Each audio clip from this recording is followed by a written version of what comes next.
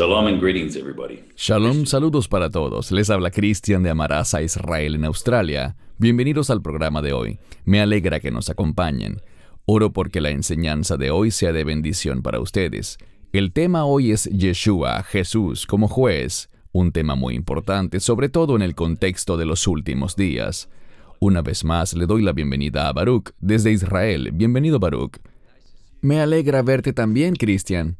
Es maravilloso poder usar la tecnología para enseñar la palabra de Dios. Es muy bueno tener esta herramienta.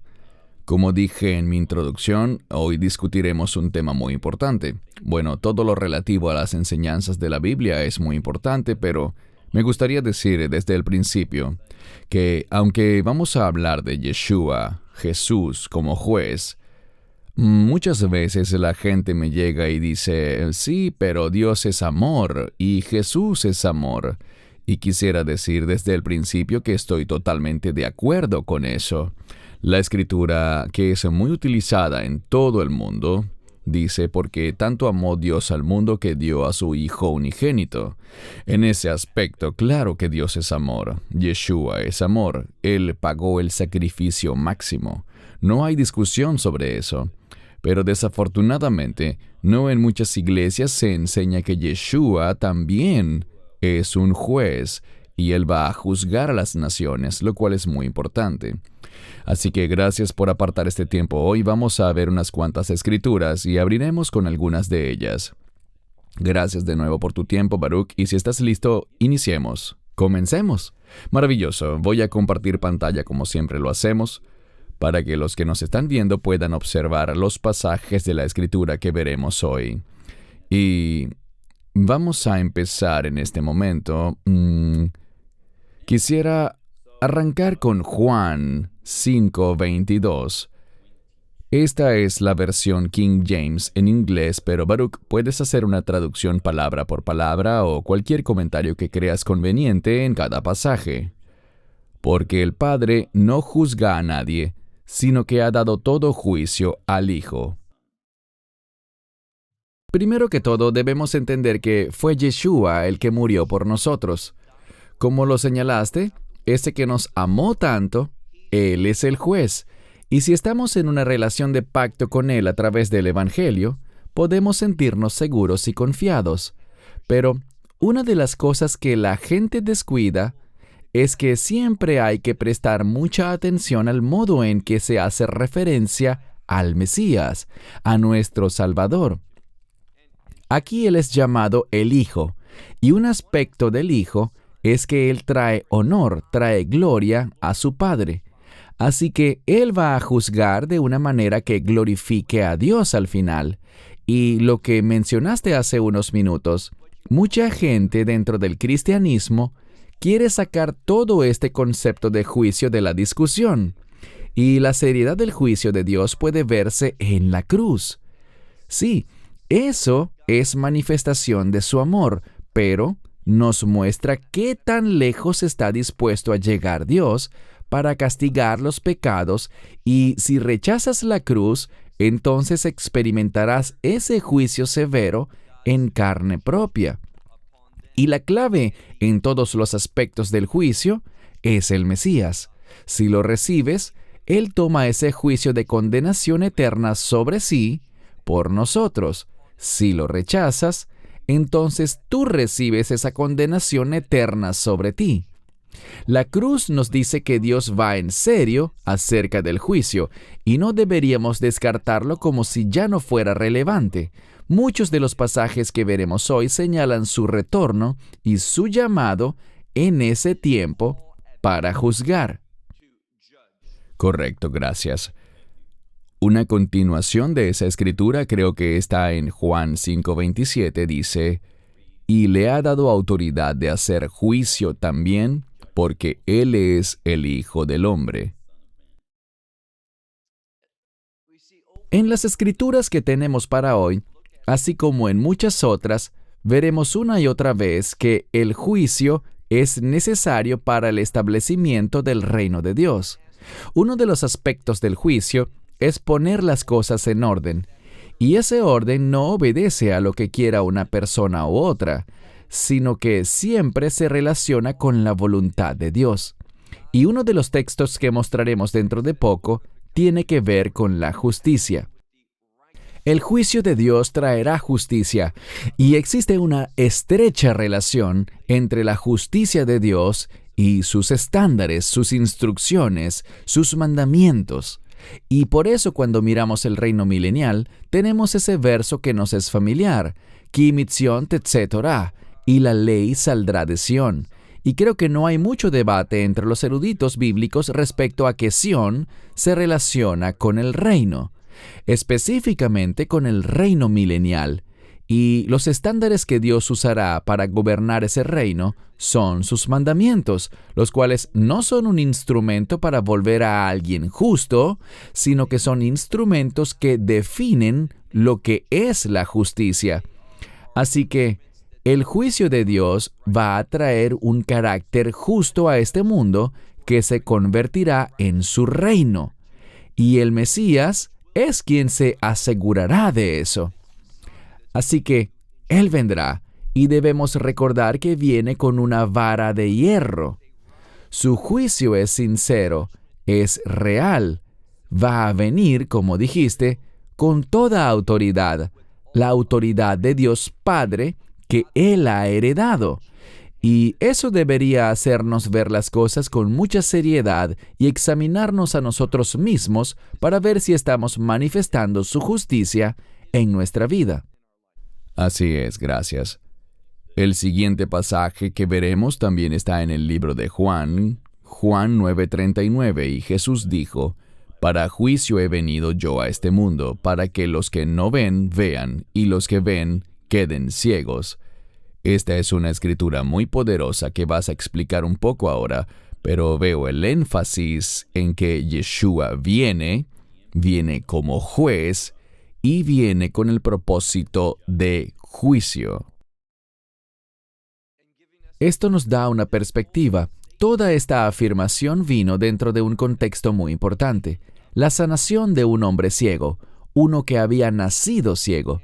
Y el énfasis aquí es que Él le habla al mundo en nuestra condición natural, de que nacemos ciegos espiritualmente, y es solo con la revelación de Dios, a través del Mesías, que podemos tener una perspectiva de reino, una perspectiva celestial para ver las cosas.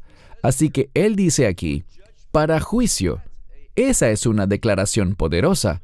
Él ha venido al mundo para juicio. Y de nuevo, los que simplemente descartan esto, y conozco a muchos, sé de un famoso pastor en Estados Unidos que hace énfasis continuamente en que él está supuestamente centrado en el Evangelio y que él enseña principalmente sobre los 4 evangelios. Claro que usa otras escrituras también, pero dice que quiere enfatizar las enseñanzas de Jesús, y eso está bien, pero nunca toca el tema del llamado del Mesías al arrepentimiento, ni el tema del juicio, ni el tema de la condena por el pecado.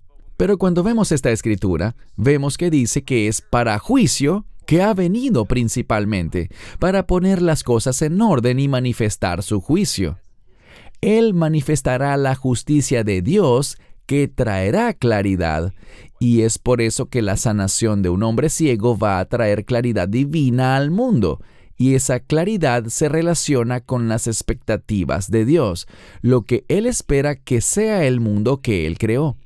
Y hoy, tristemente, estamos muy pero muy lejos de que este mundo se asemeje siquiera un poco a lo que Dios lo había llamado a ser, al por qué Él lo había creado. Y es por eso que habrá grandes cambios, y es el juicio el que será el catalizador para que ocurra un cambio justo. Correcto, gracias. Y eso que mencionaste, bueno, no es solo ese caballero que mencionaste el que enseña de esa manera, sino que hay muchos otros que dejan de lado las enseñanzas sobre este tema.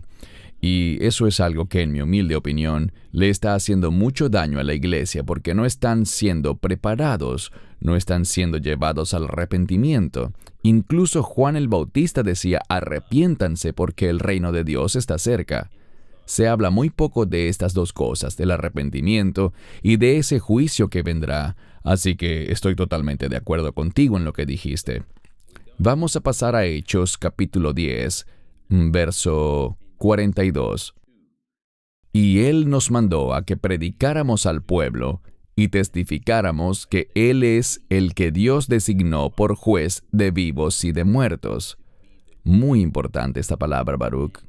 ¿Cuál es tu opinión al respecto? Bien, nuevamente, vemos que esto tiene relevancia con los tiempos finales. Siempre que se menciona la resurrección, juzgar a vivos y muertos, hay una conexión con la resurrección para el juicio de Dios.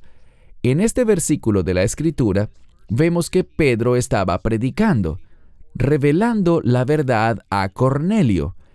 Y era la primera vez que el Evangelio era llevado a un gentil. Y este es un paradigma para que la verdad saliera no solo a una, sino a muchas naciones. Pero en la traducción que tú tienes, sale la palabra designó u ordenó. Y creo que en el siguiente pasaje, que también es del libro de Hechos, veremos otra vez esa palabra, designó. Esa palabra es muy contundente. La gente construye cosas sobre esa palabra. Dios ha designado previamente y líneas parecidas. Lo que me gustaría comentar es que esta palabra en griego es la palabra orizo. Ahora bien, aquí hay dos palabras relevantes, orao y orizo. Ambas vienen de la misma raíz y la terminación, sea iso o ao, estos dos sufijos son dos tipos de verbos diferentes, pero la raíz significa, en este caso, ver. Creo que en español, cuando oímos el verbo designar y el verbo ver, tienen significados muy diferentes para nosotros, ver y designar, pero lo que sucede aquí es que la palabra orizo significa tener un patrón y buscar una concordancia con ese patrón, de modo que hay un objetivo, hay una meta, un logro que se está buscando alcanzar. Y cuando dice que el Mesías fue designado por Dios, lo que quiere decir es que Dios Padre miró y vio que su Hijo alcanzaba el objetivo. Él cumplió con el patrón, lo que Dios había visualizado que debía ser un juez. El Mesías cumplió con eso.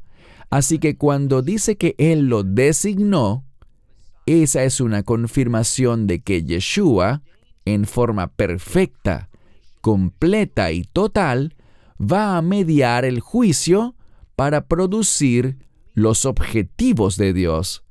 Y Él hará eso. Y los vivos y los muertos implican a aquellos que son justos espiritualmente para Dios. Un pacto es un instrumento de vida. Aquellos que rechazan el pacto experimentarán una muerte espiritual eterna. De manera que con este juez que Dios ha visto que es adecuado para ser el juez, nadie podrá escapar a su juicio. Así que muchas veces la gente dice, no me interesan las cosas religiosas ni espirituales, solo quiero vivir mi vida como yo quiera. Y todo lo que hagas va a ser medido y contrastado con los estándares de Dios, y será el Mesías el que pague el precio final por el perdón. Y si rechazas eso, entonces deberás encarar las consecuencias de esa desobediencia por toda la eternidad. Correcto, y toquemos esta escritura que básicamente está alineada con lo que acabas de decir, Hechos 17:31, donde dice, por cuanto Él ha establecido un día en el cual ha de juzgar al mundo con justicia por aquel hombre a quien Él designó. Eso fue lo que comentaste hace un momento. Él ha dado seguridad de esto a todos al haberle levantado de los muertos. De nuevo, la resurrección muestra que Él vino al mundo para un propósito de reino. La resurrección. Para cuando estamos grabando esto, hace unas semanas atrás, mucha gente en todo el mundo celebró el nacimiento del Mesías. El nacimiento del Mesías es importante. Debemos estudiar eso, compartirlo, pero nunca se nos ha mandado a hacer eso como una festividad. Pero cuando vemos la resurrección, esto es lo que la Escritura resalta más. Lo que más se exalta y se enfatiza es su resurrección. Y eso es porque no es el nacimiento, sino la resurrección, lo que se relaciona con el reino. Y realmente me gusta uno de los aspectos que vemos en este verso. Allí donde dice, Él ha de juzgar al mundo, es decir, que no quedará nadie excluido, nadie quedará exento, con justicia. Eso nos dice que Él vendrá con una mentalidad muy distinta a la del mundo. El mundo no está buscando ni está interesado en la justicia, sino que rechazan los estándares de Dios. Pero aún así, Él vendrá. Y al final donde dice, Él nos ha dado seguridad, eso es que el pago ha sido realizado por completo, que su obra fue suficiente. A mí me gusta mucho la palabra seguridad. Y volviendo al contexto del versículo anterior, se trata de la remisión, se trata del perdón, de la redención que trae ese perdón de nuestros pecados. Así que es muy significativo que cuando Dios habla de juicio, de la severidad de eso, suele haber mención en los versículos inmediatamente anteriores o posteriores de cómo Dios ha dado su provisión para que podamos sobrevivir a su juicio, para que podamos pasar a través de su juicio, pero solo con esa provisión. De modo que Él es juez, pero Él ha pagado el precio para que su juicio no nos consuma, sino que su juicio nos afirme a causa de esta relación de pacto que tenemos. Gracias por decir eso. Pasamos al siguiente pasaje en Romanos capítulo 2, verso 16. En el día en que Dios juzgará los secretos de los hombres por Jesucristo conforme a mi evangelio. Antes de cederte el turno, Baruch, mencionaste algo que se correlaciona bien con este pasaje que siempre toca mi corazón. Se trata de que a todos nosotros, sea quien sea, nos llegará el día en que deberemos pararnos delante de Cristo. Así que pienso también en el pasaje que dice, toda rodilla se doblará y toda lengua confesará que Él es el Señor. Ahora bien, es por eso que siempre invito a la gente a que acepte ese regalo gratuito de la salvación al doblar rodilla ante Yeshua como Señor y Salvador de su vida, porque llegará el día en que tendrás que pararte delante de Él, y yo prefiero doblar mi rodilla ahora ante Él, que no doblar mi rodilla ni recibirlo como mi Señor y Salvador y tener que afrontar consecuencias eternas. Bien, tus comentarios, Baruch, sobre Romanos 2:16. Ese concepto que compartiste es muy importante y los beneficios de hacerlo. Ahora, todos tendrán que hacerlo, doblar la rodilla y confesarlo. Todos lo harán. La pregunta es, ¿voy a hacer eso en este cuerpo mientras aún respiro y tomaré esa buena decisión para tener bendición eterna y estar en la presencia de Dios en comunión con Él por toda la eternidad? ¿O voy a rechazar esto ahora? Y cuando lo haga, será luego de mi muerte. Lo haré por primera vez después de mi muerte y en ese juicio del gran trono blanco. Toda la gente lo reconocerá en ese punto como Rey de Reyes y Señor de Señores, pero no será para salvación. Ese reconocimiento será ya durante el juicio eterno que caerá sobre ellos. Pero en cuanto a Romanos capítulo 2, había muchos judíos en Roma. Pero en esta sección, si vemos el contexto, Él le estaba hablando o predicando principalmente a los gentiles. Y cuando dijo, los secretos de los hombres, Él estaba hablando de la conciencia, de esas cosas que llevamos dentro. Y en el verso anterior, creo que el verso 14, si no me equivoco, este es el 16, pero 2 versos atrás se hablaba de que a los gentiles no se les daba la ley, pero ellos tenían una ley, dice allí, una ley para sí mismos. Y muchos teólogos ven esto como la conciencia que tiene todo ser humano. Gracias a nuestra conciencia, podemos discernir hasta cierto punto lo que es bueno y lo que es malo. E incluso los gentiles que nunca recibieron la ley formalmente, si iban en contra de su conciencia, son igual de culpables, igual de desobedientes que uno que sí haya recibido la ley, pero la ha rechazado. Así que habla de todas las personas, sean judíos o gentiles, hayan recibido o no la ley formalmente, y habiéndolo confirmado, todos serán considerados culpables porque Dios sabe. Él puede juzgar los pensamientos secretos. Él sabe que la conciencia me dijo que no hiciera eso, pero lo hice de todos modos, así que soy un pecador, soy un candidato para su juicio. Pero Él ha de venir al mundo, y noten que en el verso 16 dice, conforme a mi evangelio. El evangelio funciona incluso para aquellos que no conocen todas las leyes de Dios. El evangelio también puede redimirnos por esas veces que hemos violado lo que dice nuestra conciencia, ese regalo que Dios le ha dado a toda la humanidad para discernir hasta cierto punto lo bueno y lo malo. Así que lo que dice aquí es que el evangelio es relevante. Unos decían que el evangelio era solo para los judíos. Aquí él estaba diciendo que el evangelio es relevante para toda la humanidad. Y es triste que hoy esto pareciera haberse volteado, y ahora mucha gente piensa que el evangelio es solamente para las naciones y no para Israel. La Biblia está diciendo que es para todas las personas. Fue dado primero, al igual que la Torá, al pueblo judío. Pero el evangelio es para todas las personas, para que podamos redimirnos de esos actos secretos de desobediencia que quizás nadie más conoce, pero Dios sí. Eso también muestra cuán compasivo es Él. Amén. El siguiente pasaje está en 2 Corintios capítulo 5, verso 10. Hablamos algo de esto recientemente, pero veamos esta escritura un poco más en detalle. Porque todos nosotros debemos comparecer ante el tribunal de Cristo para que cada uno reciba según las cosas que haya hecho estando en el cuerpo, sea bueno o sea malo. Esto también, en mi opinión, es una referencia a que Yeshua, Jesús, es un juez tan perfecto que Él también recompensará las buenas obras que hayan hecho los creyentes. Corrígeme si me equivoco, Baruch. Ese es justamente el contexto principal aquí. Y lo que dices es correcto. Hay un juicio solo para no creyentes. Finalmente, ese será el juicio del gran trono blanco. No habrá ni un creyente, ni siquiera uno, que vaya al juicio del gran trono blanco. Todos los que comparezcan allí es porque sus nombres no están escritos en el libro de la vida y no tienen esperanza alguna.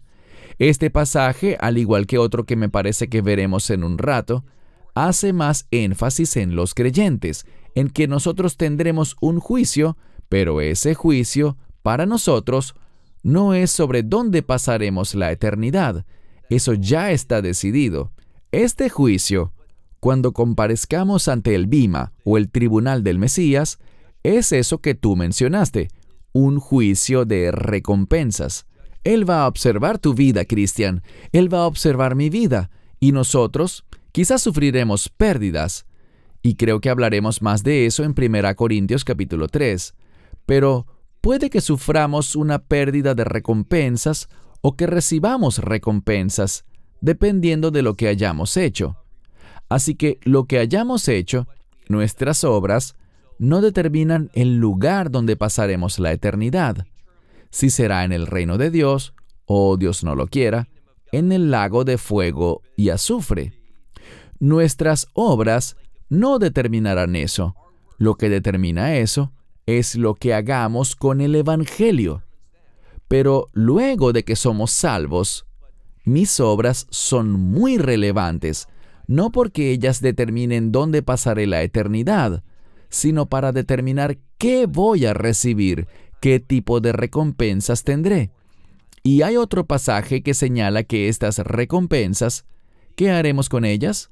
Estas coronas las pondremos a sus pies en reconocimiento de que esas cosas buenas que hemos hecho fueron gracias a que Él habitaba en mí. Él recibe toda la alabanza, toda la gloria. Nosotros tendremos recompensas que también se relacionan con nuestra autoridad en el reino milenial. Se habla de que gobernaremos y reinaremos con el Mesías. Hay una escritura que habla de ser un buen mayordomo, de que si eres fiel en lo poco, serás fiel en lo mucho, y regirás sobre mucho. Así que hay recompensas eternas, Y es a esto que se refiere este pasaje de 2 a los Corintios capítulo 5. Está dirigida solo a creyentes. Habla de lo que recibiremos en la eternidad por nuestra fidelidad. Porque aunque sean nuestras obras, Él es la causa de todo eso. Qué incentivo tan increíble para nosotros, ¿cierto? Es decir, son maravillosas noticias. Vamos ahora con 2 a Timoteo, capítulo 4, verso 1. Te encargo, por tanto, ante Dios y el Señor Jesucristo, quien juzgará a vivos y muertos en su manifestación y su reino.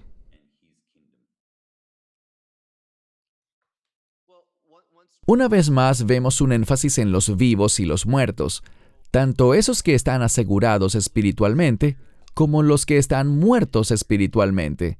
Y vemos que, al fin y al cabo, su manifestación, cuando Él venga a establecer el reino, y esas dos cosas se relacionan al final del versículo, su manifestación, y esta sería su segunda venida, cuando Él vuelva a Jerusalén para establecer el reino milenial. Así que Él vendrá con ese propósito. Él vino la primera vez para dar una invitación y hacer las acciones necesarias para que pudiéramos estar en el reino. Cuando venga la segunda vez, vendrá a poner las cosas en orden, a establecer el reino. Noten lo que dice, y se resalta esa frase que dice, te encargo, que significa te imploro, te ordeno, ante Dios y el Señor Jesucristo.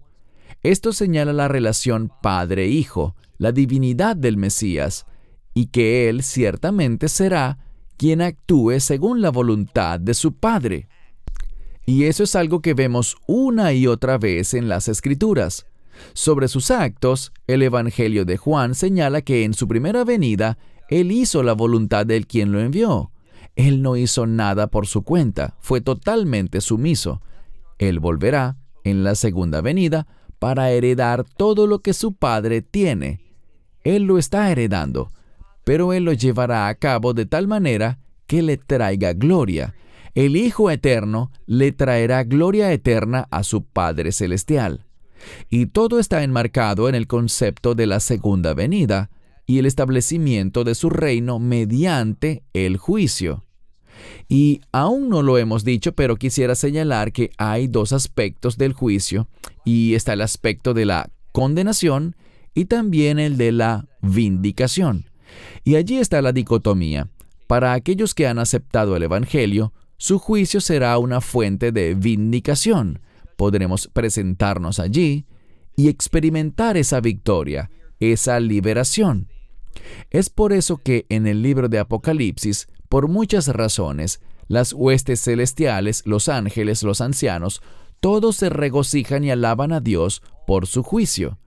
Pero a aquellos que rechazaron el plan de salvación y la provisión de Dios, el juicio se les administrará en la forma de condenación eterna. Así que es un solo juicio, pero hay dos caras en la moneda: condenación y vindicación. Excelente, gracias.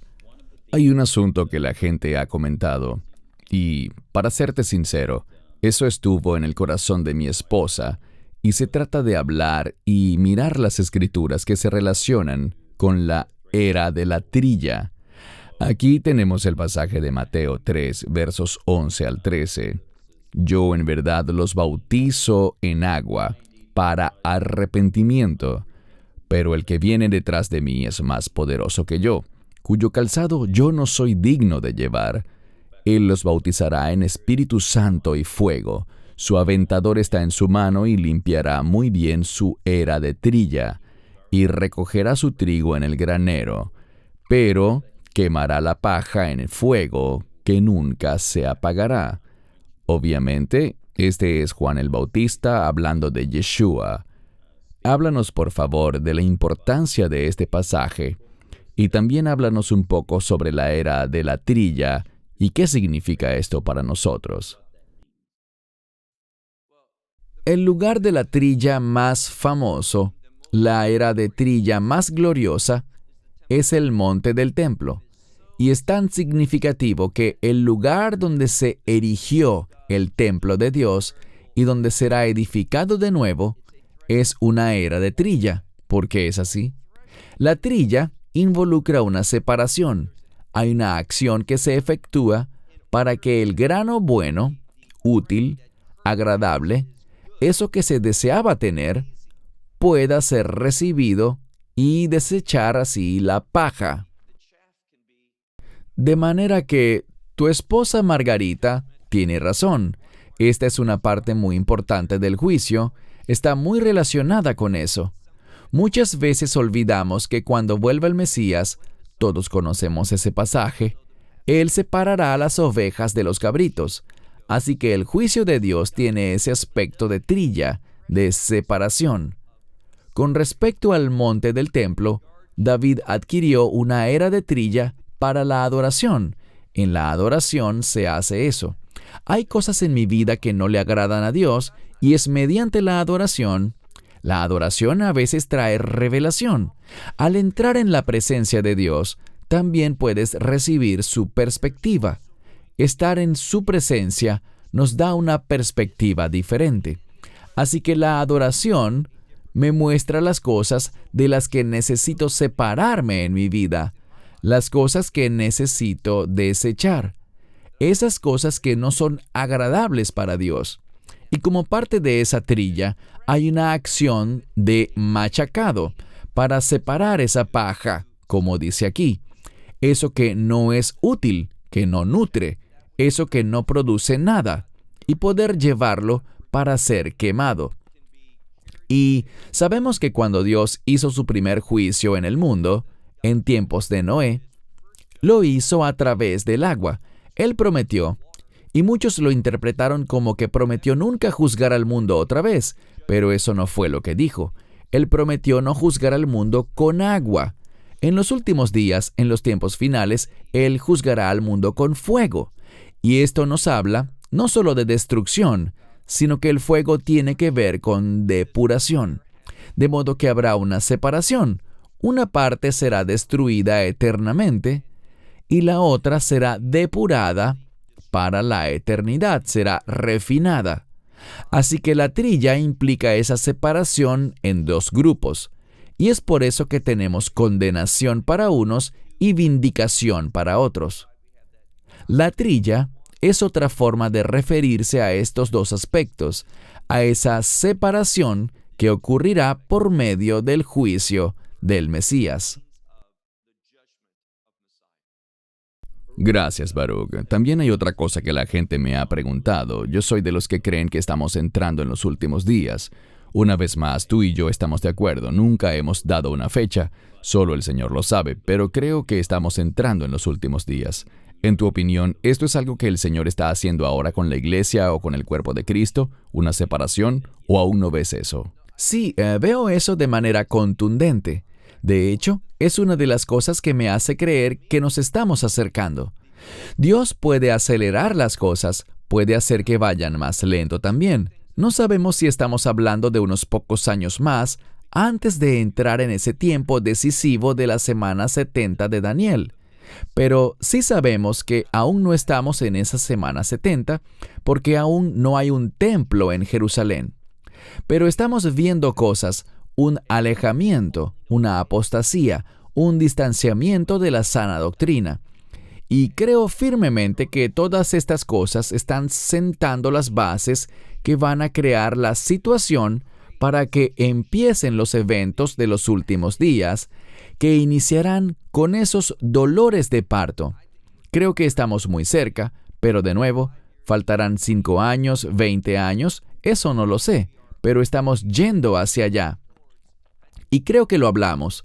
Las cosas están convergiendo porque vemos proféticamente una característica del mundo, una mentalidad del mundo que hace propicio el juicio de Dios. Y este período se termina con su juicio, pero habrá una manifestación de por qué su juicio es justo, de por qué es santo y apropiado que Él juzgue el mundo. Vemos esta oscuridad, esta maldad que se está manifestando. Eso lo vemos, en mi opinión, de forma muy particular. No solo es impiedad, no sé si estás de acuerdo con esto, pero creo que es algo que roza en un franco odio por las cosas de Dios. No por las cosas religiosas, sino por la verdad de la religión. La verdad está siendo atacada, y gran parte del cristianismo tiene confusión en cuanto a lo que es lo correcto y lo que es la verdad. Están plegándose a cosas que no son agradables a Dios y que incluso son una abominación para Dios. Correcto. Incluso hace un par de días en el Congreso, alguien que se autodenominó como ministro cristiano, en una blasfemia horrible, oró a un dios hindú de 4 cabezas, creo, y luego terminó con amén a woman, o sea, a hombre o a mujer, si lo traducimos literalmente del inglés. Eso demuestra ignorancia. Él creyó que amén podía entenderse en inglés como un hombre, amen, y por igualdad de género añadió a woman, una mujer, pero, en fin, ya no es algo oculto. La blasfemia está a la vista. Lo demoníaco. Estoy 100% de acuerdo contigo. Las cosas se están acelerando mucho. Bueno, no sé a quién te refieres con exactitud, pero en Estados Unidos, tú estás en Australia y yo estoy en Israel, pero vemos las noticias internacionales y uno de los senadores elegidos recientemente en Georgia, y, ¿sabes? Cuando uno piensa en Georgia, uno piensa en el cinturón bíblico. Piensas en un lugar donde predomina la apreciación a la Biblia, donde domina la fe cristiana y todo lo que tiene que ver con eso. Y uno de los senadores que fue elegido allá es un ministro bautista, y él está alineado con un antisemita, Louis Farrakhan. Él ha dicho que ciertos mensajes que otros han dado y que son blasfemos, él los cataloga como los mejores mensajes. Él está muy lejos de ser alguien con la calificación bíblica requerida para llamarse pastor, para ser un representante de Dios. Y el estado de Georgia lo convalidó. Lo interesante es que uno siempre oye decir a los liberales que quieren una separación entre la iglesia y el Estado. Es decir, que desde su punto de vista no quieren que haya nada religioso ni bíblico con respecto al gobierno. Pero cuando vieron a un pastor que es impío en su manera de pensar, no tuvieron problemas con él. Lo acogieron, los medios lo amaron, los medios nacionales de Estados Unidos. Le dieron mucho más tiempo en el aire que al otro candidato. ¿Por qué? Porque aunque él vino con un disfraz religioso, por decirlo así, es tan impío y alejado de las Escrituras como el que más lo puede ser. Absolutamente. Y estamos viendo más cosas como esas por todos lados. El siguiente pasaje está en Juan 16:33. Estas cosas les he hablado para que en mí puedan tener paz. En el mundo tendrán aflicción, pero anímense, yo he vencido al mundo. Antes de cederte el turno, Baruch, y de nuevo, corrígeme si me equivoco. La palabra aflicción aquí se referirá también a una trilla. Está relacionada. No creo que sean equivalentes o iguales, pero hay un aspecto en común. Dijimos que la trilla involucra un machacado, y eso se hace para lograr la separación.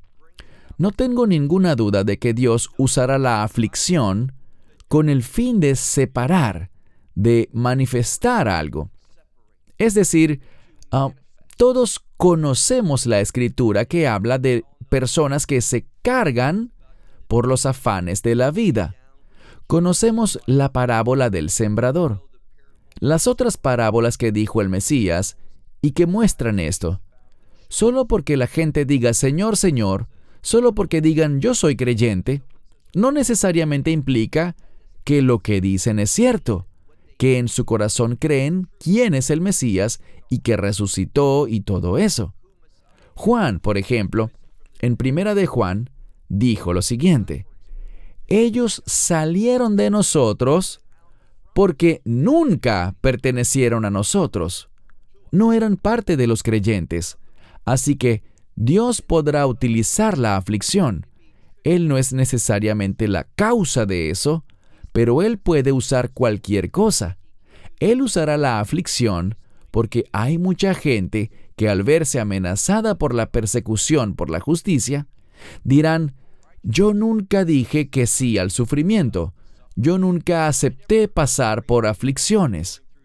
Y esa aflicción será un instrumento que Dios usará para separar. Así que, sí, esa es una parte del proceso de la trilla. El machacado es precisamente la aflicción. Correcto, y tocaste un punto muy importante, porque eso aplicaría a algunas de esas enseñanzas y doctrinas falsas como el Evangelio de la Prosperidad. Y quiero que sepan que soy firme creyente en que el Señor es el buen pastor y cuida de nuestras necesidades, aunque no siempre queremos lo que necesitamos, pero sí cuida de nuestras necesidades. Pero el Evangelio de la Prosperidad solo se enfoca en el aquí y el ahora. He oído a predicadores decir directamente de sus bocas que ellos no irán al cielo siendo pobres, lo cual es ridículo, porque no puedes llevarte nada al morir. Pero ese es el tipo de enseñanzas que no preparan ni equipan al cuerpo de Cristo para los tiempos que se avecinan. ¿Correcto, Baruch? De acuerdo contigo, no están preparando a la gente. Los principios de Dios pueden producir prosperidad. Los principios de Dios pueden enseñarnos a tomar decisiones que producirán bendiciones, incluso de tipo financiero o material. No dudo de eso. Pero tener prosperidad terrenal no es necesariamente un indicador de crecimiento espiritual de alguien o de falta del mismo. Hay mucha gente que es próspera económicamente, pero no tiene crecimiento espiritual.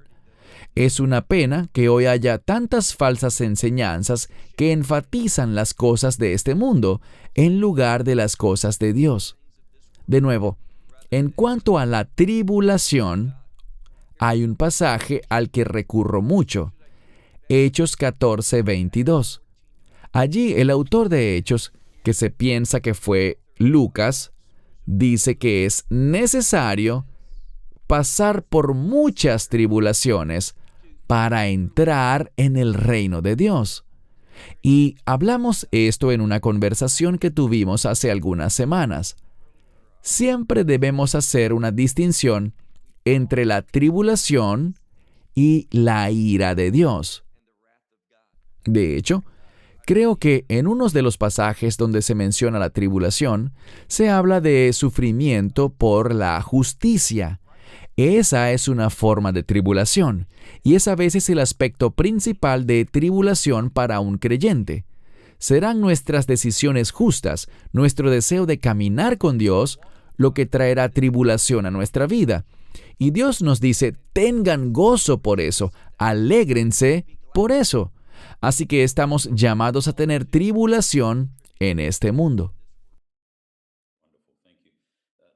Muy bien, gracias. El último pasaje que quisiera que viéramos en relación directa o no con la era de la trilla es Hebreos capítulo 12, versos del 26 al 29, que dice: cuya voz entonces conmovió la tierra, pero ahora Él ha prometido, diciendo: aún una vez más conmoveré no solamente la tierra, sino también el cielo.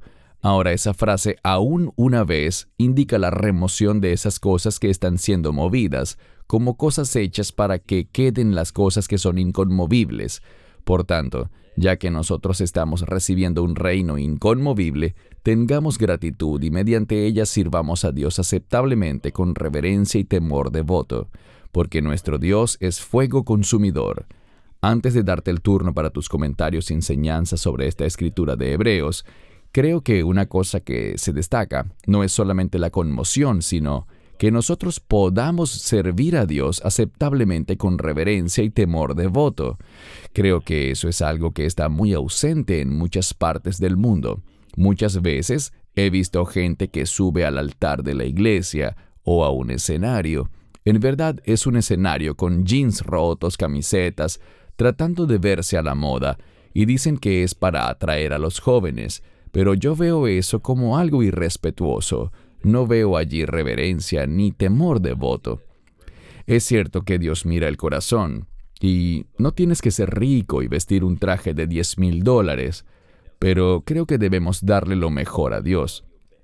Cuando la gente se casa, por ejemplo, todos tratan de vestir lo mejor posible. Si vas a una entrevista de trabajo, te vistes con lo mejor posible. No tienes que ser rico, pero igual puedes ponerte lo mejor que tengas. Y eso es reverencia. Y creo que hay mucha falta de eso en estos días. Falta sobre todo de temor devoto. Esa falta la vemos por todos lados. Si pudieras comentar sobre eso, Baruch, lo apreciaría mucho. Estoy de acuerdo contigo, y no se trata del precio de la ropa, sino del estado del corazón. El hecho de querer presentarse de una forma que rinda honor a Él. Mencionaste las entrevistas de trabajo. Tú vas de forma que otra persona ve que te has vestido en honor a ese privilegio de que te concedan una entrevista, de que quizás te den una oportunidad para lo que en hebreo llamamos parnasá, una palabra rica en significado, ganar la provisión, el sustento, tener la provisión para tu familia. Ese es un privilegio. No quisiera desviarme mucho del tema, pero no creo que hoy en día la gente esté honrando a esas personas que se arriesgan, que trabajan duro para construir una empresa, que les dé sustento a otras personas. Eso es algo tan importante. Y sé de muchas personas que tienen pequeñas empresas y están muy preocupadas. Se preocupan más por poder pagar la nómina de sus empleados que por lo que ellos puedan ganar. Y solemos ignorar eso. Pero, volviendo al tema, se trata de honrar a Dios. Presentarme ante Él de manera tal que demuestre que he ponderado el hecho de que al adorar estoy entrando en la presencia de Dios. Y quiero mostrar que hay una diferencia entre este mundo y el reino de Dios. El problema es que en muchos lugares están creando un ambiente de club nocturno por querer atraer a las personas y quieren usar humo y todas esas luces. Y puedo decirte que en algunos canales de televisión que usamos, nos han pedido que cambiemos nuestra presentación usando grandes reflectores y todas esas cosas. Y les pregunto, ¿qué tiene eso que ver con el mensaje que se está dando? Nada, es solo que esa presentación es más agradable para las personas. No creo que debamos tener una presentación que busque agradar a las personas, sino que muestre reverencia y respeto a Dios. Creo que allí es donde querías llegar. Y con respecto al pasaje que mostramos en pantalla, Hebreos capítulo 12, se habla de la conmoción. La escritura que me viene a la mente menciona 2 veces esto. Se trata de la profecía de Ageo, que dice que Dios hará temblar los cielos y la tierra. Y cuando oímos los términos cielos y tierra en una misma frase, debemos pensar en la creación, porque dice en el Génesis, en el principio, Bereshit bara Elohim et hashamayim bet haaretz. En el principio creó Dios los cielos y la tierra. Así que los cielos y la tierra es la creación. Al decir que Dios conmocionará los cielos y la tierra, es porque hará una nueva creación. Y Él habla aquí sobre el reino de Dios. De nuevo, Dios tomará una decisión justa, sobre lo que será esa conmoción, que implica dar un vuelco, una transformación, una resolución. Y tenemos otra vez esa alusión al concepto de trilla, porque la trilla tiene que ver con separación. Dios verá esas cosas tanto en este mundo como en el mundo de arriba, el mundo espiritual, y decidirá con qué se quedará y con qué no, qué recibirá y qué rechazará, qué va a purificar y depurar y qué va a condenar y destruir. Todo esto es central en lo que Dios está haciendo, y me gustó que pusieras énfasis en el final del verso. En esa parte del verso que en la versión traducida que tú tienes dice aceptable. Esa palabra, en el texto original, realmente son dos palabras en griego, una para agradar o complacer. Y hay una gran diferencia. Si tú eres el dueño de una empresa y yo trabajo para ti, ¿te conformarías con que yo hiciera un trabajo que meramente sea aceptable? ¿O sería mejor para ti que el trabajo que yo realizara te hiciera sentir plenamente complacido? ¿Verías la diferencia entre ambas cosas? Totalmente, sí. Y esta palabra implica algo que complace. Y luego tiene un prefijo que significa bueno, antepuesto a ella. Así que es agradable o complaciente porque es bueno. Y como suelo decir, la palabra bueno siempre se relaciona con la voluntad de Dios. Así que lo que el Mesías va a hacer es conmocionar y traer un cambio, una separación, una trilla, para que lo que quede sea agradable, complazca a Dios, bien agradable a Él, porque eso cumple con sus objetivos. Eso se conecta con esa idea que mencionamos antes sobre la palabra orizo, poner las cosas de manera que se ajusten a un estándar. Eso es lo que Dios va a hacer. Y como sus siervos, como sus discípulos, aquellos que lo sean, vamos a tener ese mismo deseo. Nos van a interesar esos estándares. No vamos a arriesgarnos a reflejar al mundo. ¿Qué tiene que ver el mundo y la manera mundana de pensar con la adoración a Dios? Así que todo eso de querer usar cosas que están a la moda, como comentaste, y esa es la palabra correcta, eso es lo que quieren hacer, estar a la moda según lo que es popular en este mundo, creyendo que las usanzas de este mundo atraerán a las personas. Pero te diré algo, esas iglesias que usan estos métodos están atrayendo a personas con las usanzas del mundo, y esas personas experimentarán las usanzas del mundo porque no están recibiendo la verdad bíblica. Falta no solamente ese aspecto agradable que se menciona aquí, sino la palabra que le sigue, reverencia. ¿No crees que esa palabra es algo que está muy ausente en nuestro vocabulario de hoy? Sí, totalmente. ¿Qué es reverente?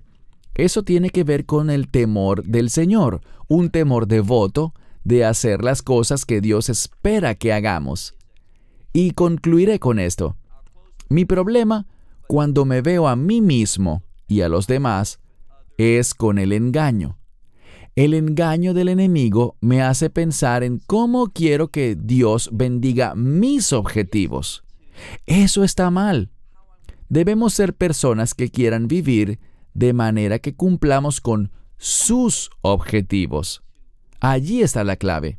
Así que es un cambio total de mentalidad. Y de eso se trata esta escritura. Dios va a conmocionar al mundo para que se convierta en lo que es agradable a Dios y lo que cumple sus estándares, sus objetivos y no los objetivos de este mundo. Excelente, gracias. Gracias por esas palabras. Veremos un par de pasajes que a veces la gente, tristemente, quiere pasar por alto. Básicamente vemos que el juicio comienza por la casa de Dios.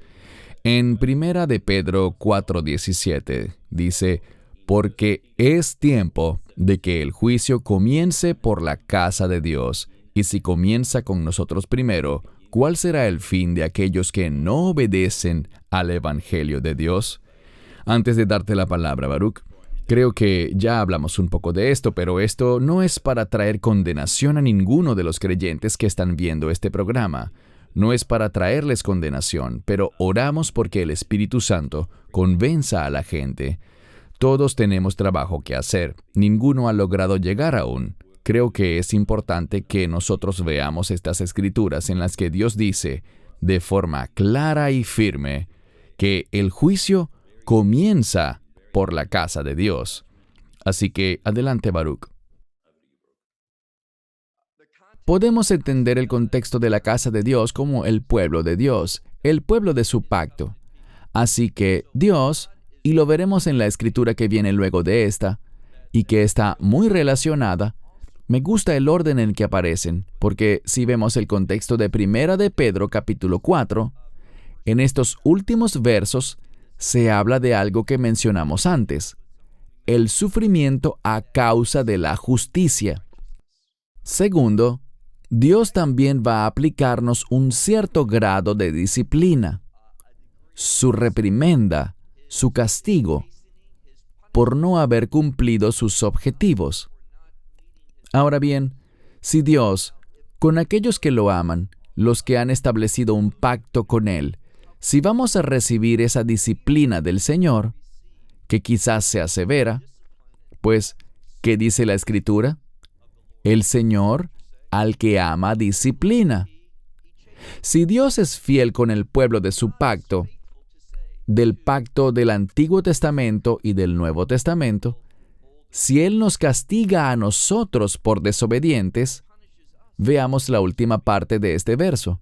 ¿Cuánto peor será la implicación? ¿Cuál será el fin, la consecuencia para aquellos que no? Y noten esto, ahora Él está hablando del juicio y de la condenación, no del castigo como medida de disciplina, sino de condenación. Vean lo que dice aquí. ¿Cuál va a ser la causa de esa condenación eterna? Esa causa no será, es que no hice suficientes obras buenas, no hice esto o lo otro. No, ¿qué dice allí? Aquellos que no obedecieron el Evangelio. Y esta es la razón misma de ser de Amarás a Israel. Y es que estamos centrados en el Evangelio.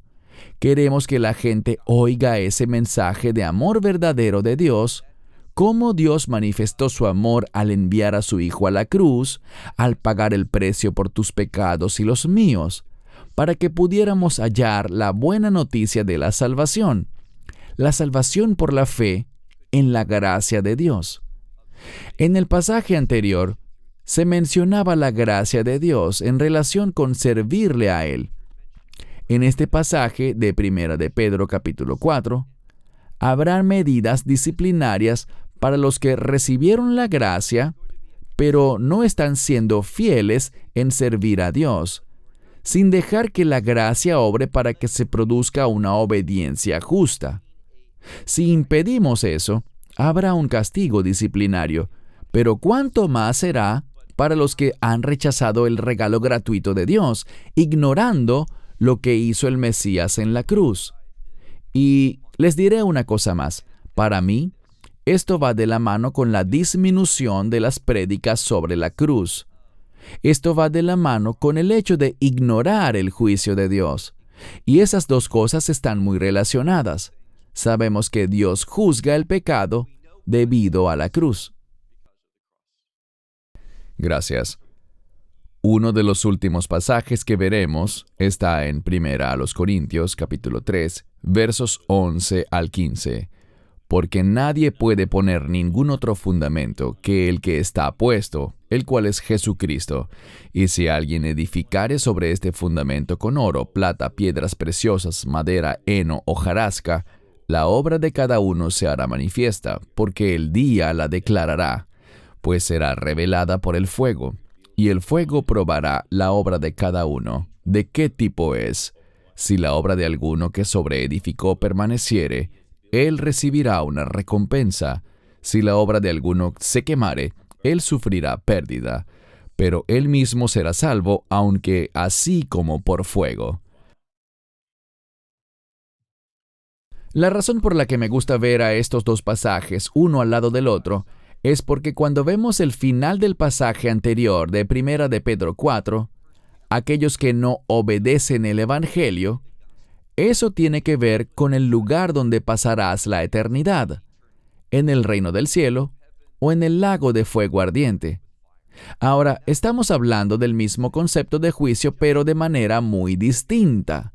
Este pasaje en 1 Corintios 3 no está hablando del lugar donde pasaremos la eternidad, sino que habla, como lo dice al final del verso, de recompensas. Escuché que alguien dijo, al ver la palabra sufrir pérdidas, no puedes sufrir una pérdida de algo que no tuviste. Y algunos teólogos predican que Dios tiene un plan, y eso es cierto. No creo que nadie esté en desacuerdo con eso. Él tiene un plan para cada persona.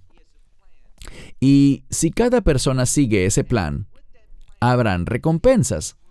La Escritura habla de eso. Y esas recompensas ya están creadas. Eso muestra la sinceridad y la capacidad de Dios para honrar ese compromiso.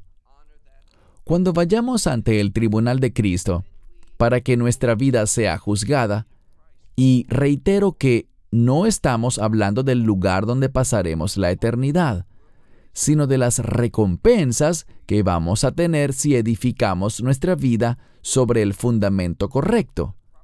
El Mesías Yeshua, Jesucristo, su palabra, su verdad. Si edificamos sobre eso, cuando venga ese fuego, será para depurar. Y al final, esas recompensas que recibiremos son las que están depuradas para el reino, han sido perfeccionadas para nosotros. Pero si edificamos sobre el fundamento equivocado, nuestros propios deseos, nuestra propia mentalidad, mi orgullo, mi egoísmo, mi codicia, si esos fueran los indicadores de cómo viví mi vida, esa evaluación de fuego no tendrá un efecto de depuración ni de refinación, sino de destrucción. Así como cuando arrojas heno o rastrojos o paja al fuego. Todo eso se consume y no queda nada. Así que esto tiene que ver con un principio muy importante para el creyente, y este pasaje está dirigido al creyente. Estamos viviendo de tal manera o edificando nuestra vida sobre un fundamento que nos permitirá tener valiosas recompensas, esas cosas que se describen aquí, oro, plata y piedras preciosas, o estamos tomando decisiones y edificando una vida que, en realidad, cuando Dios la evalúe y la ponga a prueba con el fuego, será como la madera, el heno y la hojarasca que se consumen sin dejar rastro. Esto realmente me desafía a mí, desafía a Cristian, desafía a todos los creyentes. ¿Qué va a producir nuestra decisión con respecto a Cristo? Cuando vaya ante el tribunal del Mesías para mostrar lo que mi vida, lo que mi fe en Él ha producido, ¿mi vida entera quedará en nada? En el sentido de que no tengo nada que mostrar con respecto a mi supuesta fe. ¿O mi fe va a producir eso que es como las piedras preciosas, la plata y el oro? Esas cosas que reflejan lo que es valioso. Muchos no están viviendo de una manera que muestra ese valor. Sus vidas no generan ese valor desde la perspectiva del juicio de Dios, de cómo Él evalúa nuestras vidas. Bien, muchas gracias. El pasaje final que veremos hoy es conocido por mucha gente. Son excelentes noticias. Es un excelente pasaje. Juan 6:37. Todos los que el Padre me da, vendrán a mí, y el que a mí viene, yo de ninguna manera lo echaré fuera. Antes de cederte el turno, Baruch, vemos que es un pasaje poderoso y de buenas noticias, el que acabamos de leer. Juan 6:37. Como mencioné antes, creo que esto no es para traer condenación, es para convencernos, es para equiparnos, para preparar el cuerpo de Cristo, la iglesia, para su venida. Es desde el amor que hacemos esto, que compartimos estos pasajes muy importantes. Para mí, toda la Biblia es importante, cada palabra en ella está allí por una razón, y estas son solo algunas escrituras, no son todas. Sobre todo en el Nuevo Testamento se habla del Mesías como juez. Pero la buena noticia aquí es que Él nos dice claramente, el que viene a mí, yo de ninguna manera lo echaré fuera. Y antes de que Baruch nos dé sus comentarios de cierre, solo quiero motivarlos. Esto es más bien una motivación a acercarnos al Mesías. Él no los echará. Habiten en Él. Hemos dicho esto antes en otras enseñanzas. Pasen tiempo con la palabra. Esperen recibir la guía y el consejo del Espíritu Santo. Alíñense con las iglesias. Si van a una iglesia, asegúrense de que enseñen la palabra de Dios, de que hablen y prediquen sobre el arrepentimiento, la importancia de la cruz, Yeshua como juez y su segunda venida, que no está muy lejos. Así que los motivamos a que hagan eso, por favor. Adelante, Baruch, para tus comentarios de cierre. Bien, este pasaje es una escritura que tiene un gran contenido teológico. Algunos quieren interpretarlo de la manera siguiente. Todos, es decir, toda la gente que el Padre me entrega o me da. Y algunos interpretan esto en un sentido de elección, que implicaría que Dios simplemente escogió, que Él ha escogido desde el vacío, simplemente por su criterio soberano, a las personas que Él quiere darle al Mesías, y que es por esa decisión o esa elección de Dios que la gente se vuelve creyente. Pero yo lo veo de una manera muy diferente. Cuando dice todos los que el Padre me da, no veo ese dar como una decisión desde el vacío, como que simplemente fue la elección de Dios y punto. Del mismo modo, si yo fuera a trabajar para ti, Cristian, en tu empresa, yo esperaría recibir al final de la semana o del mes, como fuera, un pago de tu parte, ¿correcto? Pero el que tú me des ese pago no es simplemente porque yo sea un empleado, sino que con ese empleo viene una expectativa del trabajo que yo voy a hacer. Así que esa remuneración, ese pago, viene del hecho de que yo cumplí mis deberes. De la misma manera, cuando dice, mi Padre me da, hay una causa por la que eso es dado. Y se trata de eso que tanto hemos hablado, el Evangelio. Es un regalo gratuito, que no está basado en obras, no está basado en algo que yo haga en el plano físico, alguna hazaña o cosas así. Cuando dice, todos los que el Padre me da, debemos recordar que hay una manera en la que el Padre da al Hijo, y esa manera es a través del Evangelio. Y eso es importante. Aquellos que el Padre ha santificado por medio del Evangelio, ellos llegarán al Mesías. Eso es lo que hace el Evangelio. El Evangelio nos da esa verdad que nos muestra, aquí está la provisión de Dios, aquí está el que Él envió para salvarnos. Así que esas personas que siguen los procedimientos de Dios, los mecanismos de Dios, llegan al Mesías, y el que viene a mí, allí está la seguridad. Dice, de ninguna manera. Esa frase es muy importante. Yo de ninguna manera lo echaré fuera. Y esa es una fuerte declaración de seguridad que debemos tener. Y bien, les diré esto. Dios les da a las personas a su Hijo eternamente a través de un pacto. Y ese nuevo pacto es establecido por la fe en la obra del Mesías. En otras palabras, a través del Evangelio. Recuerdo haber dicho esto muchas veces, pero cuando recién nos mudamos a Israel, y me cuesta creer que han pasado ya más de 19 años de esa mudanza, recuerdo que después de 1 o 2 años, mi hijo regresó a casa, y en la escuela les daban palabras para el vocabulario. Y esto no era para enseñarle hebreo, sino que eran palabras hebreas que tenían mucha importancia para los fines del judaísmo. Y una de las palabras era Besorá, que es la palabra evangelio. Muchos creen que esa es una palabra del Nuevo Testamento que antes no existía, pero aparece en la profecía de Isaías, y le daban la definición de Besorá. Debías aprender la palabra y lo que significaba, así que les daban las definiciones a los niños. Y nunca olvidaré lo que decía. Hadeshot Tovot al Hageolá HaSofi, que significa, son las buenas noticias sobre la redención final. Y esa redención final es la redención del reino. Buenas noticias.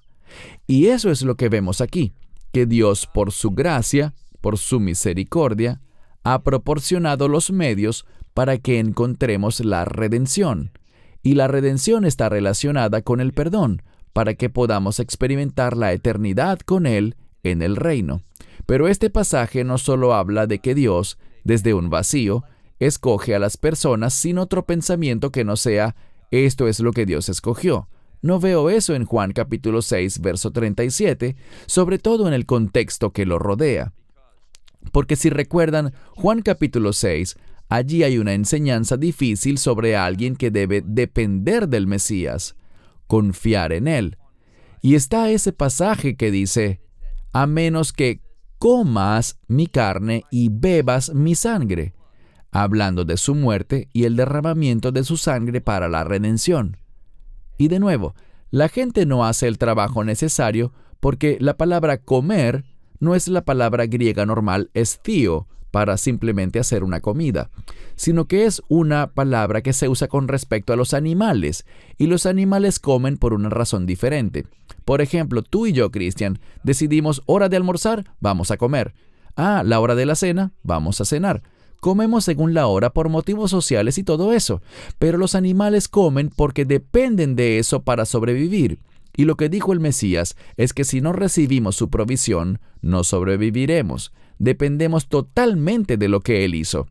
Así que es un capítulo muy importante para entender el contexto de Juan, capítulo 6, verso 37. Amén, muchas gracias. Para todos los que están viendo este programa, esperamos que hayan sido bendecidos por las enseñanzas de hoy. Yo lo he sido. Gracias, Baruch. También quiero dar un aviso para toda la comunidad hispanoparlante que nos ve. Amarás a Israel dará una conferencia en español el 17 de enero. Pueden ir al sitio web Amarás a Israel o loveisrael.org. Invitamos a todos los hispanoparlantes a que asistan. Seguramente serán bendecidos. Si necesitan más información sobre el ministerio de Love Israel, los invitamos a ir al sitio web loveisrael.org.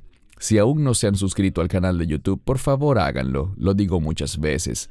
Allí hay una gran cantidad de enseñanzas bíblicas disponibles para ustedes. Son maravillosas y serán de bendición. Y una vez más, Baruch, te doy muchas gracias por esta enseñanza. Es un tema muy importante que debe ser enseñado. Creo que esto me ha bendecido el día de hoy. Ciertamente me ha convencido en muchas áreas y oro porque así haya sido para los demás. Muchísimas gracias. Gracias, Cristian, por hacer todo esto posible, por elegir los pasajes y liderar la discusión. Quisiera agregar una nota personal para terminar, no solo de apreciación hacia ti, sino agradecerte por haber mencionado la conferencia en español. Y si no me equivoco, tú podrás escucharla en español y no necesitarás traducción porque hablas ese idioma, ¿correcto? Aunque hablas inglés igual que cualquier australiano, pero también hablas español. Así es, ciertamente estaremos viéndola, y por eso invito a todos los que hablan español en todo el mundo a que asistan a la conferencia. Será de gran bendición. Gracias una vez más, Baruch, espero que tengamos pronto otra discusión. Gracias a todos los que ven el programa. Oramos porque sean bendecidos. Tienen la opción de enviarnos sus comentarios y preguntas. Al final del video les indicaremos dónde pueden hacerlo. Ya hemos recibido varios comentarios y correos positivos y estamos muy agradecidos por eso. De mi parte, Cristian Barrio Nuevo desde el equipo de Australia. Shalom y gracias a todos. Esperamos que te hayas edificado con el mensaje de hoy y lo compartas con otros. Te invitamos a seguir nuestros estudios cada semana por este canal y por el portal de YouTube de Amarás a Israel. También puedes descargar nuestra aplicación móvil gratuita, Mi Estudio Bíblico.